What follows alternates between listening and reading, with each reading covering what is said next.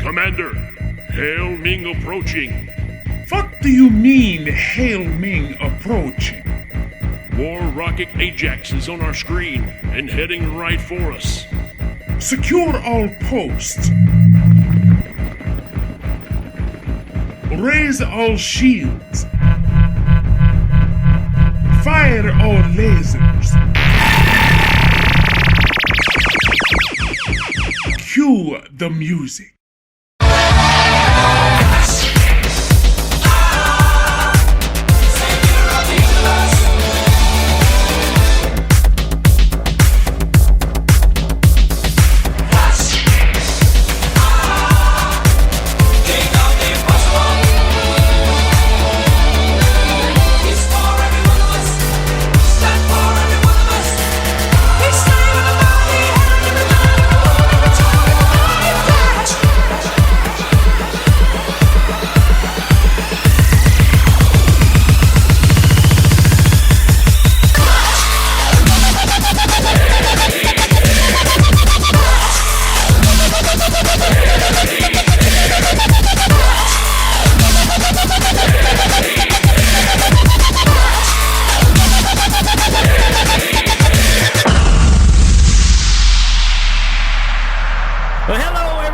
What's going on? It's your show that you love the most because you just love it. You love this show. That's right. That's why. First is best. It's the if you're not first, you're last. If you're not first, you're last. Oh. With that being said, it's the Hell Ming Power Hour with myself, Rick, and my best friend on the whole planet. If he's not first, he's last. Mr. Danny Bennett, what's going on, brother? That's right. I think I was high as hell when I said that. You could be second. You could be third. No, man, I'm glad to be on the microphone with you again. I hope everybody enjoys listening to us talk as much as I enjoy talking to you because you're right. Best friend, mother from another brother. That's right. Mother from another brother. I'm not drunk yet. Maybe I need to get there.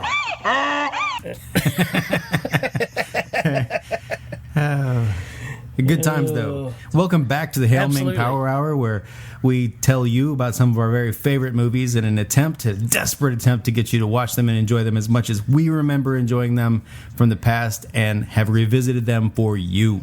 The whole point is to get you to pull out your dusty copy and wipe it off. That's right. Our special guest this episode is Dusty Copy. The American Dream. Dusty Copy. Dusty Copy, the American Dream. It's a VHS too, and nobody even has. I don't have a. Do you have a VCR? I think there's one put away in storage somewhere. Yeah, but so we don't have an active one. So the answer is no. Yeah, it's no for me too. It's man. But we're covering a movie that really I'm really shocked that we haven't covered before this. But we're doing 1985/84/86 Legend. That's right, Legend by Ridley Scott. Yeah, I mean it was released in different countries at different years, so it's kind of a weird one to say what year it actually did come out. Man, there's a lot of weird stuff nestled in the mythology of this movie. I mean, and I don't mean the mythology that it's based on. I mean, just like it being made, it has some really interesting choices as far as actors, and it has some different versions, which we'll talk about because you and I looked at different versions of the movie. Yeah, we did. I thought I was doing one up because I actually have the DVD that was the director's cut DVD that came out. I thought, well, we don't need to watch that. We need to watch the theatrical cut. I found another version and kind of sent that one, but apparently it was the wrong one too. So I think we've watched maybe 2, maybe 3 different versions of this to put the show together for you so we don't miss anything. That's right. And it wasn't a mistake. We did it all for you.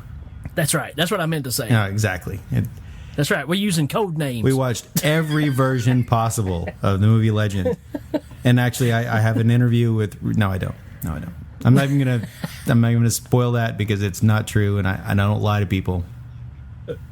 What? Since when? Hail Ming. I don't lie to people, right now.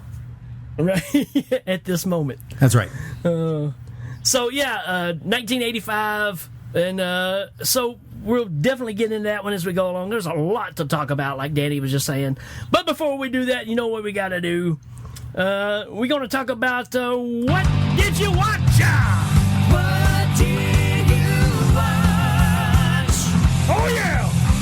Did you watch stuff? What did you watch? Did you watch stuff? I dare you to find another show that's got a more pumped up way to get you into what you watch this week, even if it's real or not. That's a great theme song for What Did You Watch? You did a fantastic job banging that together. Sure. Well, did you watch anything, man? Besides Legend? Well, so okay. I'm just gonna level with everybody out there for a minute, and I'm gonna say, look, it's been a tough time. 2020 has been an interesting year, and usually this whole What Did You Watch started out as a joke, and sometimes we do some jokey things. I did watch last night, Just Mercy. It's free for the whole month of June. Several streaming platforms have made it free. It's about a lawyer who counsels people on death row, and it's a specific story. Jamie Foxx is in it. Michael B. Jordan, and it's an excellent movie. It's really serious, and if you're not in the mood for serious stuff, I don't recommend it. But also, my wife met the author a while back. Said he was a tremendous person. Like I said, it's usually a joke, but hey, I did watch it, and it is a fantastic film. Cool. Yeah. Well, I've got two for you. Nice. And you can decide which one is real and which one is not. Oh, I got to put my thinking cap on for this one. Right. All right. First one is called Can't Stop the Music. Documentary thing? That's not a documentary. It's an autobiography of the Village People. Nice. And it's pretty weird. I mean, it's not very good. It's got Steve Guttenberg as their songwriter.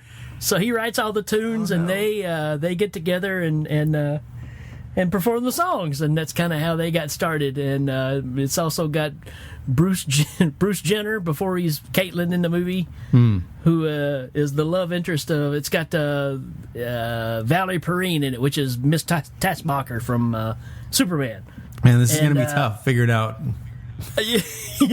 And they get together, and there's only 3 or 4 of them at first, and then after they get through, they they end up hiring the last couple of people through some auditions, and they get some really weirdo fire jugglers and all these people coming in, and then they end up singing a song about milkshakes.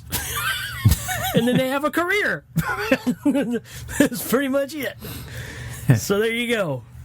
Can't stop by the end, you're friends. And in the end, you're friends. Oh, God.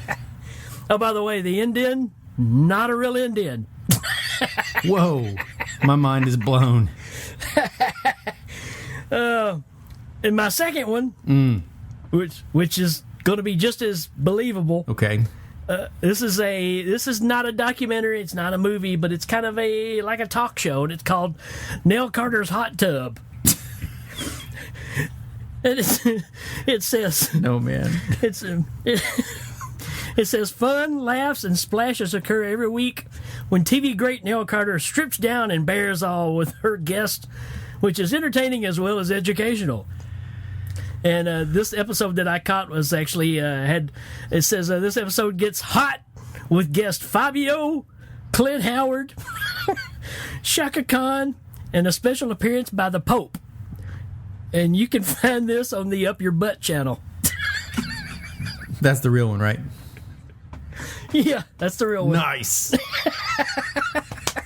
I mean, it's Nell Carter. I mean, I'm a big fan. I actually have seen, I watched Norm Macdonald's got a talk show on Netflix. It had 1 season, and it's actually really entertaining. I watched it again. It's no Nell Carter's Hot Tub. It's though. not. It's Norm Macdonald's Hot Tub. So yeah, Yeah, the Village People movie is, I actually watched that, and it's a short bus movie for sure. So really, Steve Gutenberg? Yeah. When you said Steve Gutenberg, I thought for sure it was fake. No, it's real. Okay, I'm going to quit breaking the fourth wall, and I'm going to say, those sound like great movies. Both of them. Well, one of them a show, of course. But, man. Highly educational. Highly educational. Make sure you check them out on the Up Your Butt channel. Give me a break. Give me a break. I sure deserve it. All right. That's it for What Did You Watch? What did you watch? Did you watch stuff?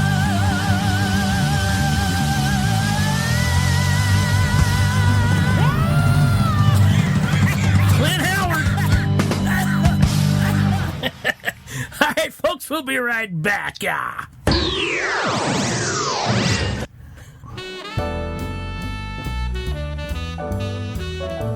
The Hail Ming Power Hour is brought to you by Rita Repulsa's ED treatment. Magic Wand, make my monster grow. And loyal subjects of Mongo like you. Hail Ming!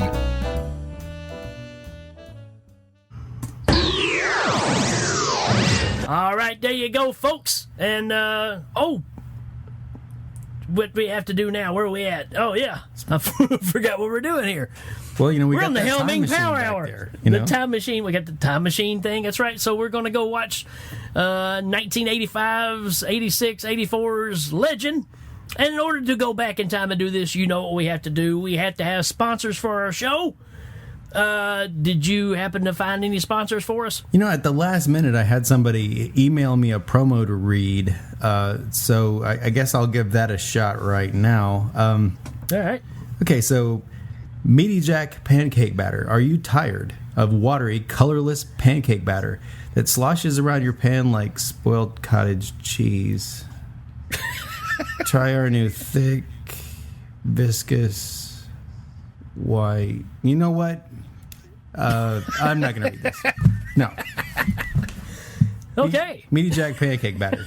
It's probably good for pancakes. There you go. Yeah. Good enough. Look for it on your shelf. Yeah. Adult film store. We actually had somebody send in a sponsor for us. Oh, dear. So we're going to give that a listen. But out there, folks, if you have businesses and you have a little promo for your business that you want us to share on the Hail Ming Show, hey, just send it to us. We'll be glad to put it on here, just like this one. What is it she's got? What is it he's got? What is it they've got that sets them apart? It's in the jeans. Butt stuff jeans. The only jeans with the extra cushion in the back to give you that curvy, sexy look. Get into a pair, and when they ask what is it you've got, you look them in the eye and say, I'm into butt stuff. Butt stuff jeans. It's in the ass. I think there are people out there with a similar sense of humor. I don't know. That guy's voice sounded familiar. Is that Gene Roddenberry? Gene Roddenberry. Steve Gutenberg. It's in the jeans. Butt stuff. It's in the jeans. Butt stuff. Okay. That's going to make mine sound like crap. The first one I wanted to do is just a quick little sponsor. They didn't have a commercial or anything, but I know Danny would appreciate this. And it's something very seasonal. And what we have for you this week, you need to look for it in your grocery stores at your Kroger, which is Daniel's Summer Chili. It's never too hot for chili. It's never too hot for chili. Yeah. That's all right. Oh, Daniel. Where are you, buddy? Miss old Daniel. Daniel's Summer Chili sounds good, though. Could use a bowl right now. At Daniel's Summer Chili. It's never too hot for chili. The next one I got is a new one for us. Our buddy Patrick Lear. We see him every year at Texas Frightmare. He's a fellow podcaster, but he's opened up another business, and it's Patrick Lear's Strip Lanes. Patrick Lear's Strip Lanes. Get your mind into the gutter at Patrick Lear's Strip Lanes. The first ever bowling alley with stripper poles mounted between each of the 28 state-of-the-art lanes. Patrick Lear's Strip Lanes. Make it rain while you bowl as the ladies work on tips and tips alone. Sit back as you polish your balls and see the lovely ladies work the poles. Patrick Lear's Strip Lanes. Watch Donna Dynamite perform her very own 7-10 split as you pick up a spare of your own. Come in for the special of the week, bowl 4 games and get free barbecue nachos and a lap dance from Donna Dynamite. Patrick Lear's Strip Lanes. Remember, at Patrick Lear's, our shoes are sprayed for fungus after every rental, just like the ladies. You may roll a strike on the lane, but you'll never strike out with the ladies at Patrick Lear's. Patrick Lear's Strip Lanes. We bring a whole new meaning to gutter balls. So there you go, folks. Don't take the kids, but go on down to Patrick Lear's Strip Lanes. I don't know the location. He didn't give me one. Yeah, well, I'm sure there's one on every corner, or there will be soon, because it sounds like a humdinger of an idea. And I can only imagine the accidents that occur, when they're trying to change shifts. Who sets up the pins? That's what I want to know. Oh. Who's the ball washer? And check out their Ming. check out their prize stripper, Broken Legs McGee.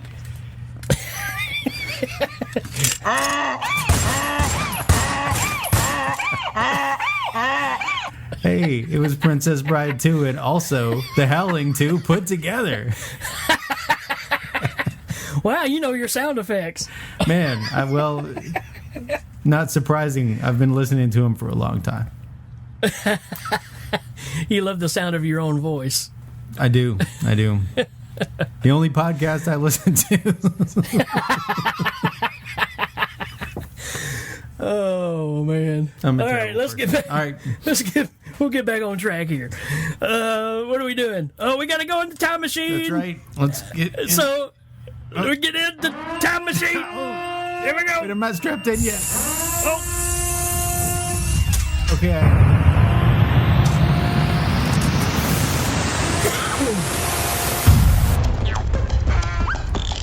Hey, it's a pretty smooth ride. It gets better with time. Get it?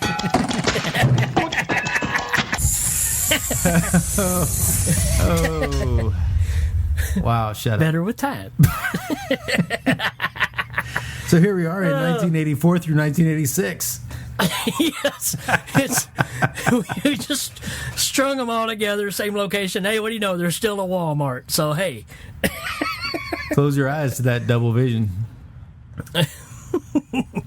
So yeah, we do have a synopsis for the show.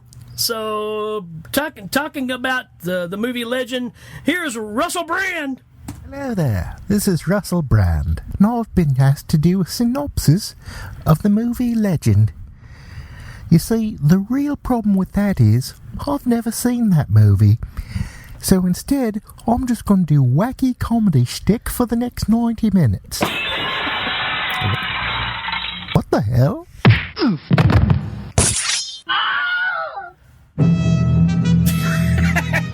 Of course.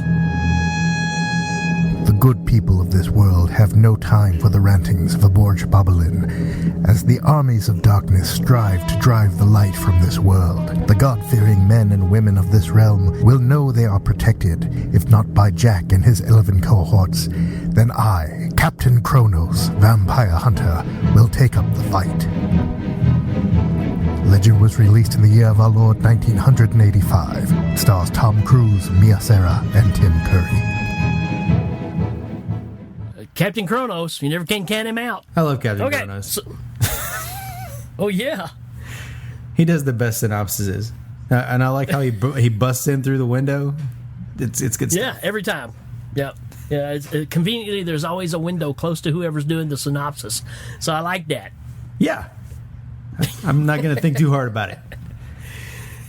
He kind of sounds like he was going to do in the butt jeans or whatever that was earlier. Man, Captain Kronos needs no padding. That guy's ass is phenomenal. All right, let's talk about Legend. So, go ahead, give me your best shot, man. What's your number one reason for all of our listeners to go check out Legend? Speaking of legends, have you seen Captain Kronos? I'm just all right. So I couldn't let it go. Well, I think your answer and my answer on this one, and anyone else who watches this movie, is going to be the same. It's going to be Tim Curry as Darkness. Yeah. I mean, that guy, the special makeup effects on him and his performance are just phenomenal. He chews up the screen and he hams it up, and he looks awesome. So, yeah, First reason for me, Darkness. Yeah, I think that's just a given. I mean, you don't have this fairy tale movie without having the ultimate villain, and it's Tim Curry. I mean, that's really all you got to say. All you need to pull this off is Tim Curry. Yep, works for me. It starts out with him, giving kind of the talk. I mean, he's not the first character you see. The first character you see is Blix the Goblin, who is also awesome. Right. But then you see him sitting in a chair, kind of giving a monologue with glowing green eyes and fingernails. Yeah. And throughout the whole thing, every time you see more of him, he's just more impressive. Yeah, they do a good job of waiting on the reveal too, right? You get glimpses, even though on the poster you saw what he looked like, but they kind of hold him back in the movie till you get to, when he's trying to impress Mia Sarah and Lily gives her, Lily, and Lily. But they do a lot of kind of just giving you glimpses. It's old school movie monster stuff where you only see a hand or an eye, so they really use the old technology. And we didn't even mention, I mean, we haven't got there yet, but it's Ridley Scott, and this is Ridley Scott really at the top of his game, man. I mean, he's batting 100 at this point. Blade Runner, Alien, and he actually had the idea for this movie way before those and just never could get everything together. Oh, you knew that he wanted to do this because, like you said, when he could write his own check, he decided to do this. And B, in Blade Runner, you watch the director's cut, and that dude's all about unicorns, man. Unicorns everywhere. Yeah. Yeah, there's always been controversy of them using the footage from the two movies to, it's either one or the other. I think the footage from that were test shots maybe for Legend was put back into Blade Runner for the references and stuff. I don't know. There's a lot of legend behind all that. Hail Ming. Well done. Well done. I'm gonna give you my number one reason. You kind of tapped on it a little bit already, but we've had this conversation before, just a few episodes back when we talked about the great effects that were in the first RoboCop, which were done by a man named Rob Bottin, which is the same guy that did the effects for the Thing, and did the effects for not Roger Corman's Fantastic Four, The Thing. It's clobbering time, not that thing. It's clobbering time. No, I think he was one of the leftover Teenage Mutant Ninja Turtles, wasn't he? Yes. But you got he did The Howling, so the great special effects in The Howling, The Thing, and RoboCop, and then you turn around and Rob Bottin kind of knocked it out of the park with all the effects in this movie, and it shows, man. I mean, we were kind of hinting around it a while ago. Even though we got Tim Curry in this movie, your cast, which is really a really great cast, doesn't really mean much because everything is so over the top. You could stick nobodies in this and it would work. It is over the top. I agree. Like, it's almost it was almost hard to rewatch because it is so stylized. Yeah. So very much. You're just saying your first reason is the effects overall, Rob the Bottin. prosthetics. Yes. And, Yeah. Well, it wouldn't have worked without great effects. Right. Nowadays you can stick it on a computer screen and I take nothing away from it, and you can make half the movie right there. But when this was made, you needed practical effects, and yes, the ones done in this, and I tell you, take you there. Not only the makeup effects, but the fact of, I remember telling Becky this when we were watching it again. I was like, these sets that they're doing all this stuff on are phenomenal. Because this is a sound stage. It's the same thing that makes Kroll work, right? Because it's just not real enough to make you buy into the fantasy part of this. You can tell they just didn't go out into an open area and shot something out in nature. This is a controlled atmosphere. And for some reason, it works. Yeah. Yeah, the very next thing I have in my notes, and it ties right in with what you're saying here, is I've got sun-dappled goodness, right? That whole saturation of the first 30 minutes of this movie is just them in this. It's not just a forest; it's a fantasy forest. You know, there are little things floating around in the air, and all the sun illuminates. Like, she goes into a house, and there's a little spread set out of tea and bread and cheese, and in through the window is just this beaming sunlight, and everything looks so easy and so deliberate at the same time. Yeah, and that goes back to what you're saying. It's so stylized that your eye now kind of pulls you away from it. But being that this is a full-fledged fantasy flick, this is the closest thing to a Lords of the Ring that our time period kind of had, that really try to capture an atmosphere instead of just telling a story. And I don't know. It's pretty incredible to watch it because you see the work that went into this, the costuming, the makeup, the set designs. It's totally a labor of love. You can tell. It is. It's like in every Ren fair in the country does their damnedest to make this same illusion happen. You know, the costumes and the little places and the sounds and just the look of everything in it. You know, it's like you've just transported yourself to a fairy forest somewhere. And it's always one of the things that made me love this movie. As a matter of fact, it's why the first 30 minutes of it is probably my favorite movie, and then beyond that, it kind of starts to wane for me. It does. I'm the same way. It's funny you say that because it's, I don't know. You kind of get to a point you're like, okay, let's just get to the end now. You can see where it's going, but it takes a really long time to get there. Yeah. And it isn't exactly suspense because you know exactly, and that's one of the drawbacks to it being a fantasy fairy tale, is that you have no doubt in your mind that it's going to turn out good. Yeah. So there's no suspense. You know, that whole Alfred Hitchcock bomb under the table thing. You never think that bomb's going to go off. So stringing you along while the bomb's ticking away, it really doesn't do anything for the movie. But it's still visually stunning. I mean, there's some incredible iconic scenes in this. So, anyways, we're just rambling on. What's another reason you got? Well, I agree with you, and my take on the whole effects was sun-dappled goodness. But I'll move on to. Oh, I'm sorry. Yeah, no, yours. No, I think that's one. We'll just move on to the next one, and I will say, man, everything I've got to say about it is more about the story. I'm just going to say that. Like you said, there's no doubting that it's going to end up well. So they tried to kind of combat that by having multiple conflicts.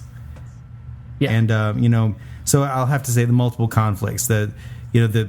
Her doing the wrong thing, the very original Sin-ish thing where she goes and touches the unicorn. It's very, Adam and Eve kind of forest of knowledge thing. And, they pay for that throughout the whole movie. But there's never really any kind of consequence to it either. It's like, oh, well, there's a little conflict, but everybody's okay with it because I did it for love. Oh, you for love? Well, that's another story. Let's all drink. Okay, no problem. Yeah. In the extended scene, in order to win back the fairy's respect, Jack has to answer a riddle. Yep. But in the theatrical version, it's just, well, I let Lily touch the unicorn, and then all hell broke loose. And and he's like, but I did it for love. And they're like, oh, it's okay then. So I think they created these conflicts, and they're all really good. But then they just kind of like also just let them resolve themselves fast. Yeah. Yeah, you can tell that the stuff that was cut out for the theatrical cut totally makes sense because there's a lot of Lily singing. Singing these little pretty little tunes throughout the whole movie that we really just don't need. and it becomes borderline musical there for a moment, and I'm kind of glad it doesn't. Well, I mean, who needs extra songs when you got Tangerine Dream back there? Well, and that came later too, so there's a problem there because you had, was it Jerry Goldsmith did the original soundtrack, and then they kind of changed their mind, and Ridley Scott says, "Nah, you know what? I'm gonna take Tangerine Dream and get the John Anderson from not John Anderson. She's just a swingin', not that John Anderson. There's a little elf in my neighborhood. Her name is Lily Johnson." Oh no, it's John Anderson from Yes, and the iconic song that's at the end of the movie, and that was put in later, and I think Goldsmith kind of took offense to it when they released it in the other countries and used that soundtrack. He's like, "What the heck, man? I spent all this time writing these songs for this epic film, and then you're gonna replace it with a synth pop band." Yeah, and it really makes it less like a soundtrack and more like a soundscape. Like something you would listen to for a while just to relax and mellow. It does a good job of carrying the heavy imagery, but it also could have been. We'll never know if it would have been better with an actual score. Well, I was telling Becky, I said so much of the so-called action that we see in this movie, the reason that it worked like it did is because it's very MTV. This could very much be stuff that's in the Wild Boys video. True. I mean, it has that aesthetic to it. So, I've never really put that together, but you can tell the MTV influence of the time on films like this, because I imagine that's the audience they were going after, was the age group that would be interested in the videos of the time, because it definitely has that look to it. And I'll tell anybody out there listening right now, if you want to know what I mean by soundscape, I wrote it down at the time that I was listening. At 31:15 in the movie, there's the unicorn laying in this bed of rose petals, and there's just the sound in that, and the soundscape in that is over the top. Yeah. Just like you said, though, it's just like a music video. You make an excellent point that I never put together. The whole like Hell's Kitchen scene could be out of an 80s video. People running around and beating that body, and there are those fires and people baked into pies. It's like young Einstein for a minute there. That's another episode. Oh yeah. All right, I'm gonna go ahead and throw my next reason out there, which is Tom Cruise's hairdo. I got myself wondering if it was a wig. I'm sure it wasn't, but man, I don't know. It's wiggish. It's very wiggish. It's pretty awesome. It's like you expect him to grab a flying V guitar in the middle of this movie and just start rocking out. Yeah, he's Jack the elf boy, and he's got kind of a dirty face and like some dreamy shoulder length hair going on. And then he throws on that Excalibur looking armor, that. Yeah, I like that. Yeah, I like the Excalibur look for his weapons. Were all super shiny. That's good stuff. There you go. Tom Cruise's hairdo. Tom Cruise's Just check it out. Check it out. That's all you got to do. You know what? I've been getting too deep into this. Okay, my next love fest moment is Brown Tom, man. Absolutely. So Brown Tom is one of the pixies hanging out with Honeythorn Gump, not Forrest Gump, but he is a forest dweller named Gump. But Honeythorn Gump has these one of them is Noodles McIntyre from UHF, and the other one's Brown Tom, and he sends him to protect the unicorn. And the goblins start attacking, and he's blocking them all with a frying pan. It's and killer. This dude's in Tom. He's in Tom, and he's indomitable. He's intomitable. I couldn't not say it because he's Brown Tom. So love it. Watch that scene. Yeah. He's like a goalie. Exactly. Jumping across the whole thing, blocking it. Yeah, you can't beat me. Oh, how about this one? How about that one? Yeah, all right. It's like, wow. Every time he does, it's like a spark because they got like evil arrows and it's good stuff, man. So yeah, definitely a high point. I had that on my list for sure. Yeah. Well, I mean, how can you not? Yeah. Tied into that, I did write down the Gump went down to Georgia. Yeah. Because when Gump shows up, he's naked, but he's got a fiddle and a bow. And like I almost was like, is his name just Gump? Is he the Forrest Gump? Is he the Forrest Gump? But then he introduces himself as Honeythorn Gump, which made me kind of happy because the Forrest Gump would be a cheap joke that I've used about 4 times now. But it would be sad if it was Mama said children of the forest are something special. You know this forest as well as any elf. Jack. Well, I did kind of cause this to happen. What? And of course, you know that the person that's playing Blix also did the voice of Gump. Did she? Yeah, she did. I noticed it was a female that was playing Blix because I've always loved Blix. Yeah. He's a great goblin. I think it's a male, but it could be. I guess I've always assumed it was a male, and the female voice made me think otherwise. But there's no gender really given. But Blix is like the greatest character. Yeah, it's pretty awesome. Yeah. Because Darkness is like, are you not my foulest goblin? And she says, what? Black is your heart not black? Black is midnight, black is pitch, blacker than the foulest witch. Yeah. It's good stuff. It is. I told Becky, I said I bet Danny ends up quoting some of the rhymes of the goblins in some of this. So yeah, Blix is all over it.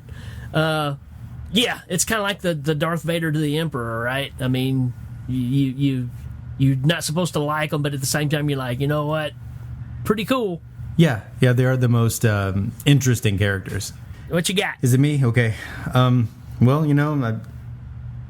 I'm just going to say Meg Mucklebones, man. Yeah. So they go into the swamp at this point, and they end up running into Meg Mucklebones, who is a great big, swamp hag. And Unreal. I mean, it's just, it still looks absolutely amazing. And it's got these shades of Evil Dead, especially, at the end she's beheaded and her body flails around. I mean, it's incredible. It even screams like Evil Dead. It's incredible. I mean, it's like, wow. You know who that is, right? I do, but tell me. Go ahead. Well, it's Robert Picardo. It's right. It's the cowboy from Inner Space. It's the holographic doctor. If you watched Voyager, yeah, that's right. And he's all dressed up like a sea witch, man. It's incredible, man. And you get a little, almost kind of a little Clash of the Titans here with the shield, right? Mm-hmm. He hands her the shield so she can see her own reflection, and uses that as a distraction to behead her. And it's just, man, what a scene. It's just, well, if you're going to show a clip of this movie to somebody, to me, that's kind of where you have to go. And if you want an extended clip of that, you should look it up for the extended clip, because in the theatrical release, there's plenty of Meg Mucklebones, which for years I've been calling Meg Knucklebones because she's got the big hands, but I was listening this time. Right. And in the theatrical release, she tells him she's going to eat him, and he says, "Oh no," and then he chops her head off. It's about that fast after kind of a brief introduction. In the extended, he takes some time to play on her vanity and have her look at herself in the shield. And that's why the shield disappears, too. The shield goes into the swamp, and he doesn't have the shield anymore. Yeah. Which is another Clash of the Titans thing, isn't it? Even when he pulls out his sword, because he's not used to doing anything like this, and he overextends and the sword falls off to the side and he has to reach and grab it. I mean, it's, there's a lot of, things that happen there that delay his death, and then finally she reaches a point where she's tired of it too, and then you get that scene. So yeah, I mean, I'm really surprised they did cut some of that out, because it just makes it better seeing the extended cut of that. Yeah. Well, I mean, there's more of the great special effects, and yeah, it's true. It kind of gives Jack a moment to grow into his skin. He doesn't just come right out swinging. He has to trick the monster into giving him an opening, and then he flops that opening, and he has to figure it out. It's a little more growth, and I think that's what they cut out when they cut out the for the theatrical release. They cut all the character growth out. Maybe because they felt like they didn't need it. Yeah. Just get with it, right? Right. It's a fairy tale. Who cares? You know, who cares what Goldilocks did when she was, you know, half that age? She's just a porridge-eating home invader. Okay. So, by the way, look out for Daryl D.B. Cooper's new single, "Porridge-Eating Home Invader." Porridge-eating home invader. Oh, there may be a commercial coming. If only. Oh, wow. What if D.B. Cooper made the soundtrack for this movie? It'd be a tangerine nightmare. Daryl D.B. Cooper, tangerine pants. Oh. All right. Okay. Some things just write themselves, right? Okay, so you said Meg. I'm going to go with, and this is going to take me a while to describe because I don't know the character's name. So you got Blix. Then you got the hog creature that's with him as well. Then you got the other one that's got the little armor suit on. I never catch a name. And he ends up like getting saved when they take the helmet off. He's the guy they get out of the pie. Yeah, but the thing is there's a scene when they are around the fire and they've got the unicorn horn, Blix is making the fire growing higher, you know, all that kind of stuff. Mm-hmm. And then this little dude gets the unicorn horn when darkness shows up and says, you know, we've got the power now and all that kind of stuff. Yeah. When he does that, darkness makes this mummy just pop up out of the ground, grab that little dude, and just jump down the hole in the ground. It's true. And that's what I got. I got mummy, disposal of, ? Yeah, I know he's got a name, and you know I do know that, but like, it's not important. Of all things you could do, though, I mean, let's just have a mummy grab his ankle, pop up, grab him, and just drop down in a hole like a bottomless pit, you know. And doesn't he look kind of like a little person member of Guar with that big helmet on? It's like Guar and like he'd been on Time Bandits mixed. Yeah, true. But then he got ate up by mummies and put in a pie. Makes perfect sense. That's how it happens, right? I kind of want to see a movie that's just that guy's story now. Like, you know, just cut everybody else out and just have his part plus the parts you don't see. That would be good stuff. Why not? Yeah, you hear me, Spielberg? Make it happen. Spielberg. Yeah, get Toby Hooper to direct it while you're at it. All right, man, what you got? All right. Well, yeah, there's a backward fireplace scene that really caught my eye. You know, it goes into the whole heavy imagery thing. There's a scene where smoke is going into this fire, and this fire is crackling in this fireplace in darkness's lair, and it's just a really cool effect where they just filmed this cool set, and then they ran it backward because you can kind of tell when fire is going backward. Yeah, and then you can also tell that the smoke is being sucked into the fireplace, and it's just a really cool scene. So I suggest just checking out all that stuff because it's eye candy and it's really fun. I think if you took the time and actually watched this movie, you're going to see all kinds of effects going on all the way through this thing that you don't really pick up on every time. You're going to see something new every time you watch it. Because just like you were saying earlier, you know, Becky and I were watching it, and she's like, wonder what all this stuff is just floating in the air during the opening, like you were talking about, when it's all sunlight and beautiful. Mm-hmm. It's like, well, could be chicken feathers, could be, I mean, you know, you're just, you see it, but subconsciously you're not really thinking about it. Just like when he meets Gump and everybody later, there's bubbles everywhere. Yeah, I noticed that too. It's like horrible, you know, snowscape where like the light has left the world. And, you know, I kind of always thought of it as one of the unicorns was warmth and the other one was light, because one of them gets killed and then it becomes kind of wintry, but the sun's still going to come back up.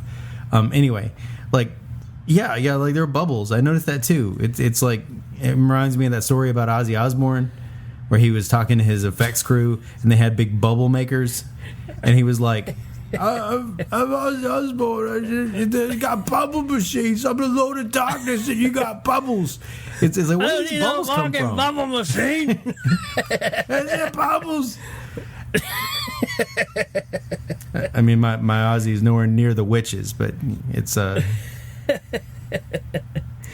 But yeah, I mean, you know, like I said, it's one of those pieces of film where every time you see it, you're going to see something different.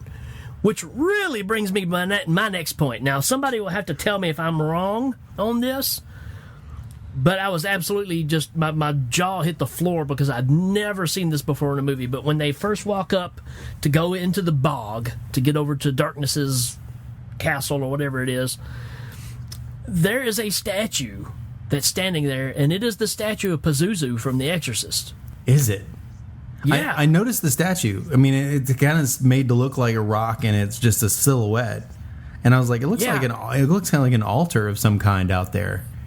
Yeah, I mean, it's really... And I told Beck, I said, I'm pretty sure that's Pazuzu. So if anybody knows about that, I was too lazy to do any research. But I'm 98% sure that was a statue of Pazuzu standing there. So that's pretty weird. And I'd love to hear an explanation of why. Yeah, it's kind of making me think we should retool our podcast to just point out things that we see and then ask other people to tell us about them. And in this scene, I saw an Eskimo.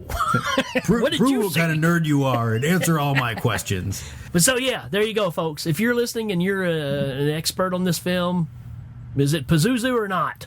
I'll fix it right now. All right. Ridley, you listening?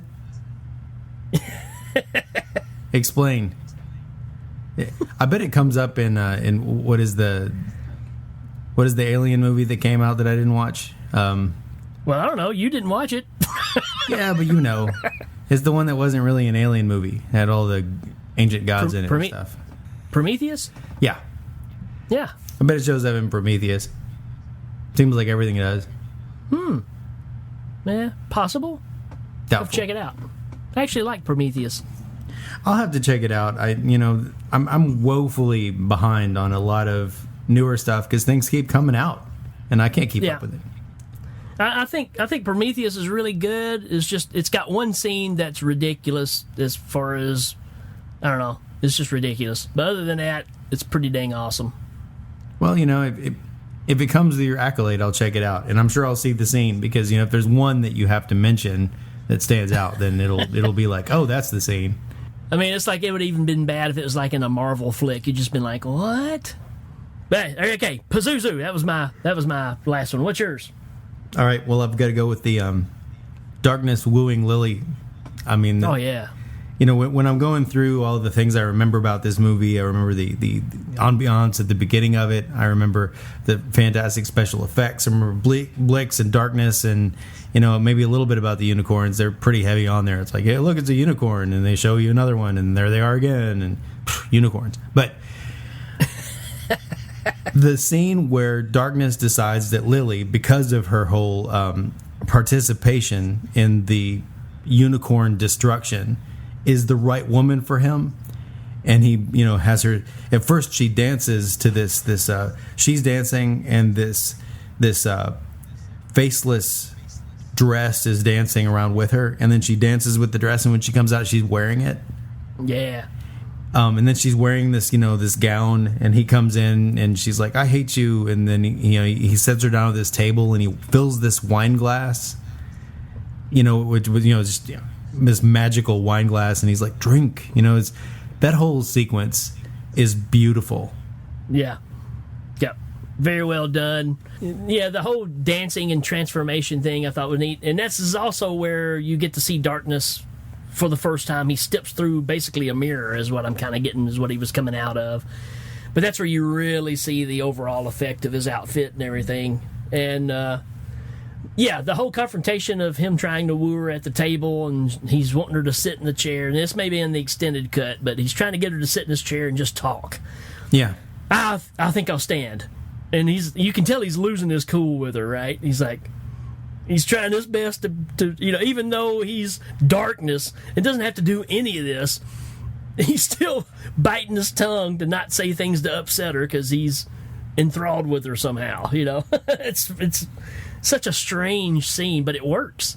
Yeah, it's a great scene. I mean, because he forces everything else to comply with him, so he has to have her come to him willingly. And yeah, it's as much pride as anything. I think he needs her to come to him willingly, because if he forced her to, it wouldn't be as sweet a victory. And yeah, I agree. It's just all so well put together, and it fits the fantasy so well. It's also going on at the same time as the whole plan to use the dinner plates to shine the sunlight at the, and all that is so difficult to watch. It is so boring.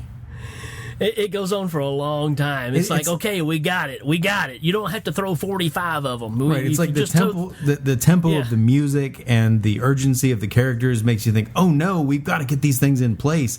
But every scene's the same. It's a dark hallway and people scurrying around, and somebody drops something and somebody sets something somewhere. And you could have just shown maybe 2 of those, or a montage of all of them together, and it would have been fine. But instead, you're trying to interlace the story that's interesting with Darkness and Lily at the same time as the story of them like thwarting Darkness over here. And there just isn't any story with that second part. Yeah. Yeah, it's just a whole lot of filler right here. I kind of feel the same way. And, of course, it's all built around they're about to sacrifice the other unicorn, and what has happened is Lily has told Darkness that she wants to kill the other unicorns. This is like where he thinks he's found his actual mate, because even though they weren't getting along at the beginning, now they're friends. Are you so thirsty to see blood, or something like that? Yeah. Yeah. But so the setup is she's supposed to kill the unicorn, and while this is going on, Jack and all of his group are up here, and Gump, they both got bow and arrows up here, and they're getting ready to shoot her before she kills the unicorn, and they can't decide if they need to shoot her now or wait. He trusts in her that she'll make the right decision, yada yada. But during this scene, you get the fairy that flies all the way back to the beginning, where the main guy is up top with the first plate to shine the sun down into there, and it takes her forever to get there. And it's just like, and he tells her, fly like the wind, or whatever he says, break like the wind. I don't know what he tells her. And it takes her forever to get there. I'm just like, oh my gosh, man. I mean... Yeah, her name is Una, and she is one of my favorite. Yep. I haven't mentioned her until now, but I don't know how I missed that. I know I have her in my notes. I love that little fairy character. I think she's cool. She can transform from like a little, LED light to a person. And her friends don't know about it, but she tells Jack because she wants to jump his bones, and he's like, no. And it's a cool little. Again, it's another one of those little challenges they face, because the terminus of the plot is obvious. They're going to win, so they give all these little personality conflicts in the middle of it. But then they don't have time to have those personality conflicts, so it's like, I'm really mad at you, but you'll help me, right? Yeah, it's just. I mean, yeah, they don't have time. And it plays on all those things that we've talked about in Krull, even Lord of the Rings. I mean, him jumping into the water to find the ring that belongs to Lily and all this stuff. It's so, I will marry whoever has this ring. I keep thinking, well, maybe Brown Tom will get it and go, my precious. Who knows? Right. It is. There's a lot of these like. I don't know. I mean, just like with the ring, you never doubt that Jack's gonna get that ring, right? Because and that's the way it's set up. Darkness is trying to woo Lily, which is just like the creature in Krull wooing the girl. Yeah. As a matter of fact, when he first sticks his hand through that mirror, it looks a lot like Krull. Yeah. But yeah, I kept seeing all these similarities of, things that maybe we've already seen before. Well, we hadn't seen the Lord of the Rings before, even though we kind of know the story because the books are out, much longer. But you start seeing those things, you're like, man, he just kind of ripped off Krull here a little bit. Yeah, and it was very visually similar. But I don't think he was ever trying to do something original. Kind of the opposite. Yeah, just kind of tipping his hat to just the fantasy genre, I guess.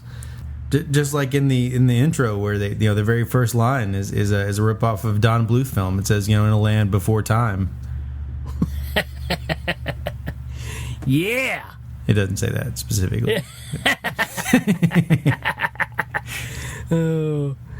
I've got one more thing on my list, and we're kind of dancing around Mia Sara. I mean, come on. I mean, she's actually like the first name that's on my list. And it's because she is the epitome of, I mean, we talked about Phoebe Cates kind of being the girl next door. Well, this girl is like even the girl next door to Phoebe Cates. You know, Ferris Bueller's girlfriend. Just seems very, very, I don't know. She's perfect for this role. Yeah, you really feel the innocence in her. Yeah, Mia Sara is the innocent princess. They even like kind of give a nod to that when she's talking to Nell, the peasant woman at the beginning. Nell Carter? Yeah, Nell Carter. She's sitting in the hot tub. Come on, get in my hot tub. Give me a break. Sitting in the hot tub with Mia Sara, and she says, "Girl, when you was that princess, did you like that darkness?" No, but yeah, was Tom Cruise wearing a wig? Nell tells her, that she's below her station to talk to her. So there's some, and she's wearing this princess cut dress, and she's playing in the garden, and there's some idea that she's from some palace, that she's some displaced princess, because that's what the fairy tale needs her to be. But yeah, Mia Sara is gorgeous, and no one will ever deny that, and she is perfect for this role because she definitely looks like she means well with all the stuff she does. All right, so not that was really a reason on my list, even though she's on there. My last one that I'm going to bring up is going to be there's a dude being chopped up in front of the open fireplace when they're down in the furnace. Yeah, it's like the first thing you see. Yeah, I mean, these big manly men, right, that are taking care of the furnace or whatever, that are maybe they're the cooks, I don't know. But there's this dude laying out on this table, and they're taking an axe and just whacking this dude. And you see him kind of pop up every time they hit him. Yeah. But it's off in the distance, but it's like, holy crap. It's almost like they're just kind of like caning him with a stick, too. Like, there's no, you don't hear any like kind of splatter, but like, yeah, they're beating that dude. And it's really an odd image. It really is. Yeah. Just like in the Wild Boys video. Just like, Wild Boys! Wild Boys! Yeah, just like, Simon Le Bon's down there beating Nick, what's his face, with the stick. Oh. Hail Ming. What was their, it was their guitarist name, or was it their keyboardist name, Nick something? That's keyboard player. Yeah. That's what I said. he used to wear that he used to wear that surgeon that the scrubs and the surgeon mask.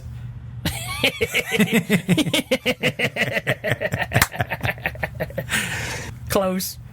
Yeah, it's the only guy in the band besides Simon Le Bon whose name isn't Taylor. Dang it, that would have been my go-to. Oh man! All right, you got anything else? You got any other notes? I'm just gonna say that the finale's great. I mean, you see it coming, but they blast the light, and the light knocks back darkness into this abyss. And Tim Curry has a fantastic monologue as he's sucked into the darkness at the end. Yeah. So it's worth watching, but I'm Neil Carter, here I come. Just like a hot tub in my future, it's darkness in my past. No Carter! And Shaka Khan! And at the end, when he gets sucked through, you just hear the splash. Which I kind of chuckled last night when I was watching this again, because how dramatic all it is, and he goes out and he just, I don't know, you don't even hear a sound, he just breaks off into like 4 little stars. I'm like, really? Well, his scene was done. They had been doing the whole throat slash motion for like 2 minutes. They're like, cut it short, man, cut it short. He's like, no, this is my Oscar moment. No. Hey, he even does one of those in the movie. The unicorn dies tonight.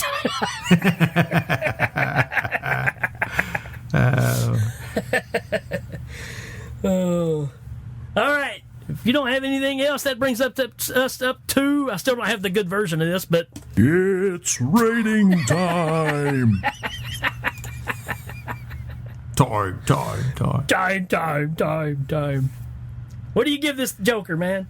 Man, well, I mean, it's a beautiful movie, and it's really fun to watch. but there's a long sequence in the middle of it that you can skip. So I'm going to give it, I don't know, 12 sewer rats. All right. Yeah.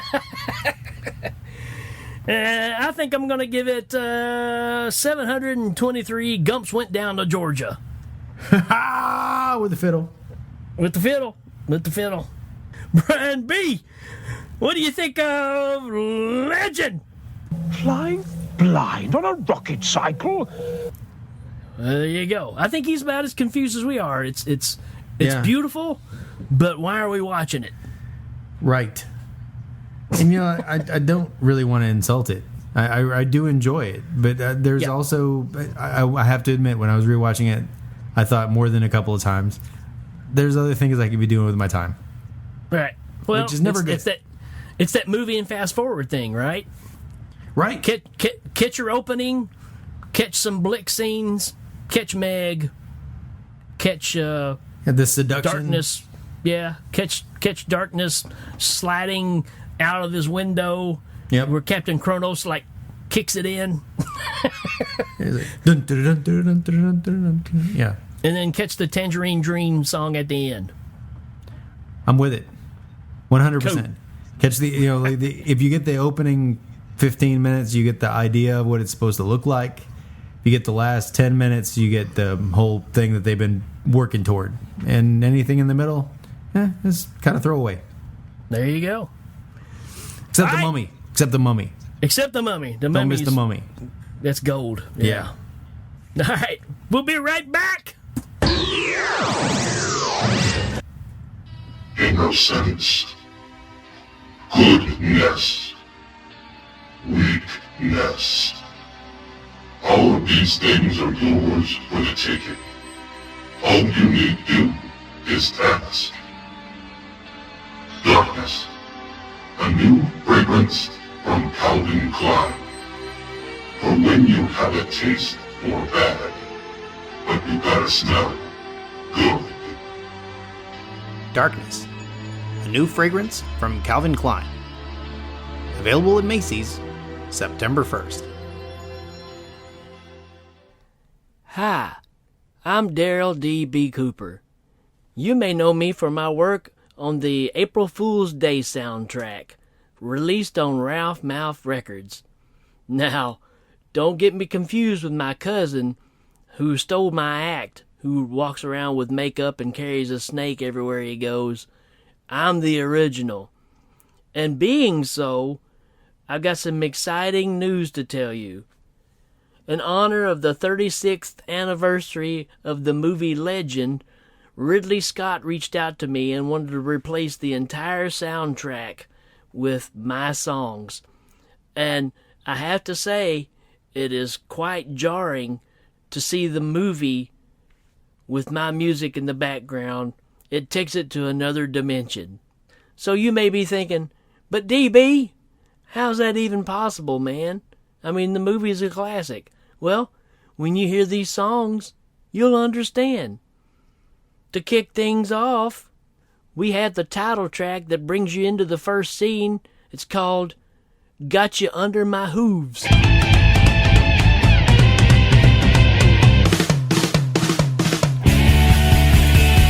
The unicorn is dying. I've got you on the run. I'm killing all of the fairies, baby. And now there ain't no sun. I saw you dancing alone, babe. I've got to tell you the truth, yeah. I'm coming out of this mirror, honey. I got you under my hooves. But when you screamed, when you saw my face, you said, get away, you goat. And then I say, baby, I just can't wait. I'm horny and I just can't be alone. The unicorn is dying. I got you on the run. And if you really like the sound of that one, you're really gonna like it when we get to the theme of darkness. Kinda goes like this.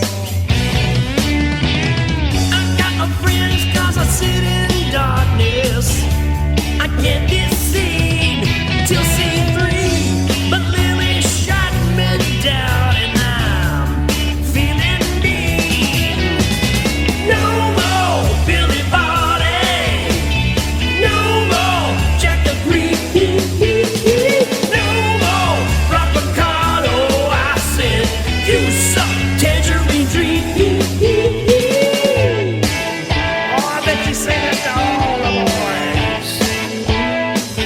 That's right. There's that and so much more. The entire soundtrack has been totally redone in my styling. Plus, a bonus, I do a cover tune. I'm sure you'll remember this one.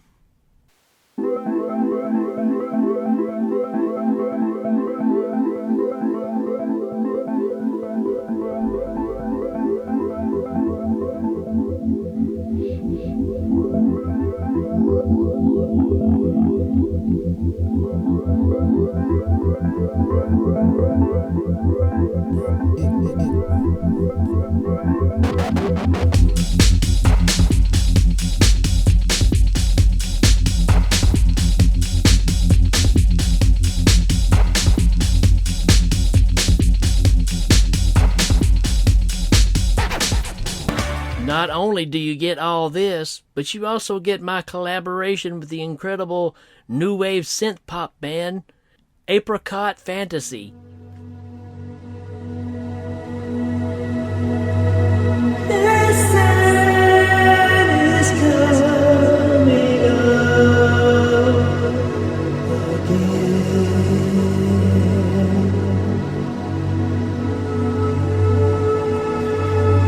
This song is as long as the film.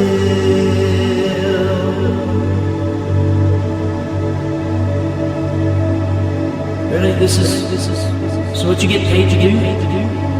Just play those chords. Yep.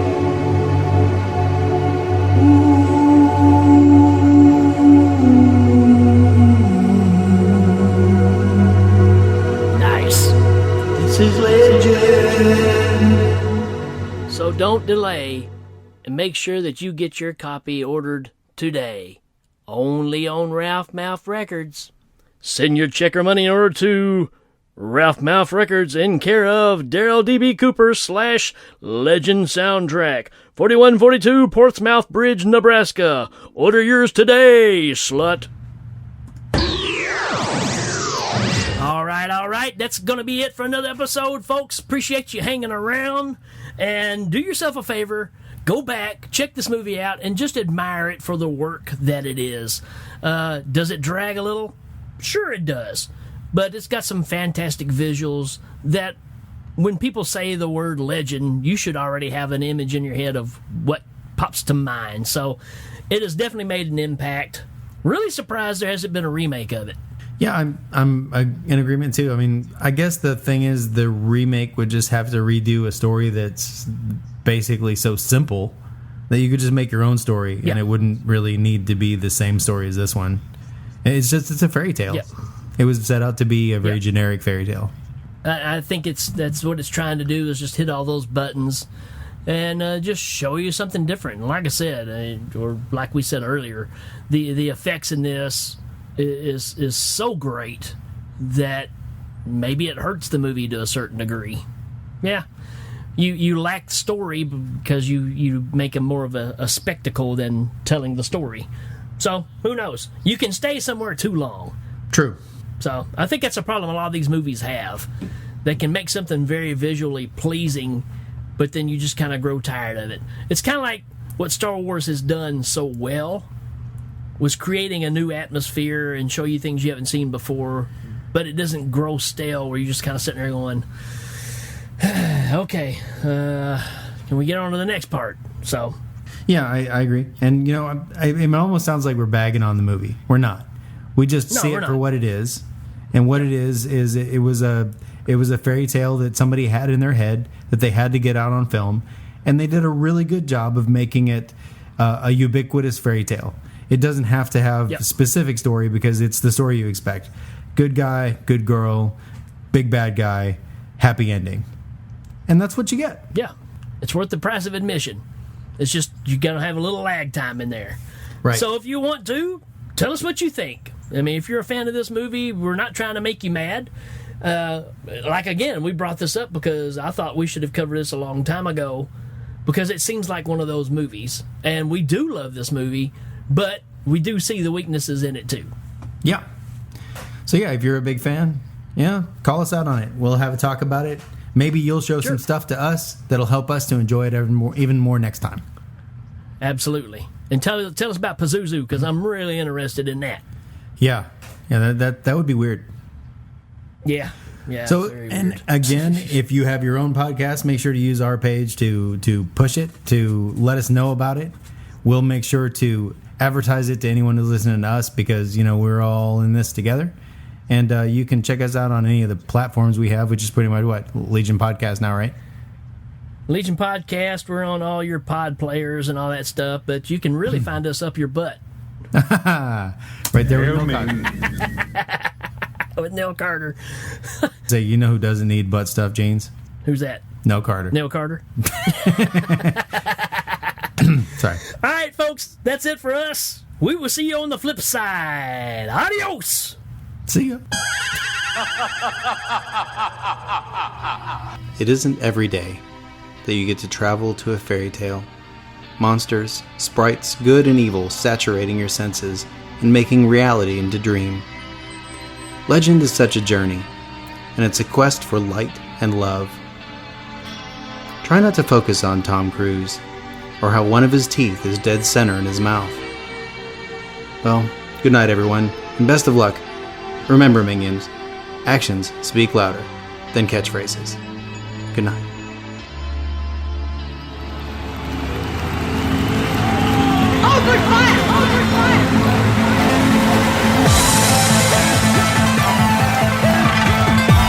Members of the audience will receive the following: classic curves by Dittos, the pants for feel-good company, a gift certificate from Maru-chan Ramen Noodles, Rice-A-Roni.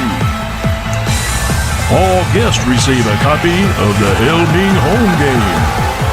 Thanks to the creative minds and special appearances of Mark Allison, Jeremy Finch, and Jacob Kennedy. Hail Ming is a proud member of Legion Podcasts.